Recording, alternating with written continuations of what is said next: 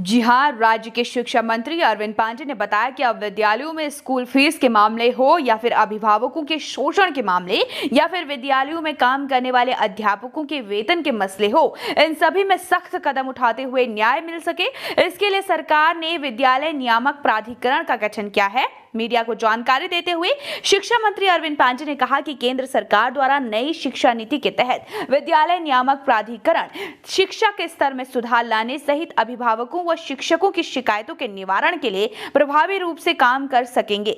यही नहीं, अरविंद पांडे ने कहा कि ये प्राधिकरण फीस एक्ट से 4 गुना ज्यादा मजबूत होगा, जिससे कि चौतरफा लगाम लग सकेगी और उत्तराखंड में शिक्षा के स्तर को सुधारने से लेकर शिक्षा के स्वरूप को बदलने के लिए ये विद्यालय नियामक प्राधिकरण मील का पत्थर साबित होगा। इसके साथ ही मातृभाषा को बढ़ावा देने के लिए कक्षा 1 से 5 तक बंगाली, गुरमुखी, जौनसारी, कुमाऊनी और गढ़वाली भाषा पढ़ाई जाएगी।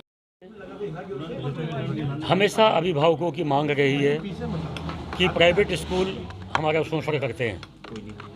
मैं सेंट्रल गवर्नमेंट को मैं धन्यवाद देना चाहूँगा कि उन्होंने नई शिक्षा नीति का गठन किया और ये नई शिक्षा नीति इस देश की सारी व्यवस्थाओं को बदलने वाली नीति है।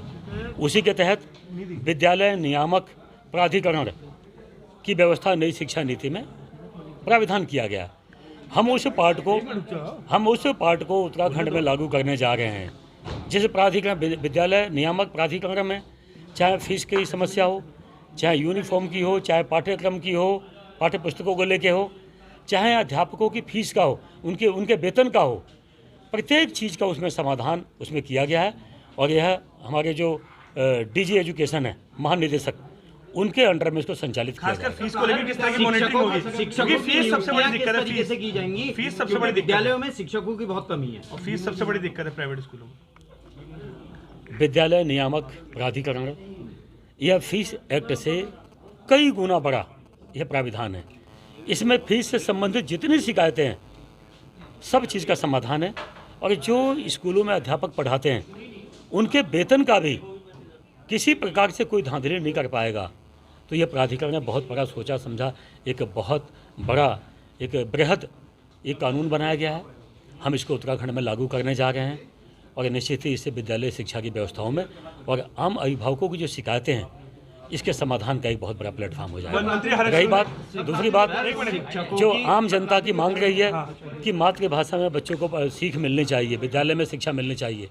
मैं आपको बताना चाहता हूं कि नई शिक्षा नीति में भी मातृभाषा को बढ़ावा देने के लिए जो पाठ को लागू किया गया है, हम उत्तराखंड में भी कक्षा 1 से लेकर 5 तक मातृभाषा को बढ़ावा देने के लिए बंगाली भाषा, गुरमुखी भाषा, जौनसारी, कुमाऊनी, गढ़वाली, इन भाषाओं में भी कक्षा 1 से लेकर 5 तक हम बच्चों को पढ़ाएंगे, जिसके लिए जहां जैसी आवश्यकता पड़ेगी हम शिक्षकों की तैनाती भी करेंगे। वन मंत्री हरक सिंह रावत ने अवैध खनन का बड़ा आरोप लगाया कि खनन का खुला खेल चल रहा है। नहीं, मैंने मंत्री जी ने ऐसी कोई बात नहीं कही है, ना मैंने सामने आया उनका। नहीं, मैंने कोई नहीं सुना ऐसे कोई कमेंट।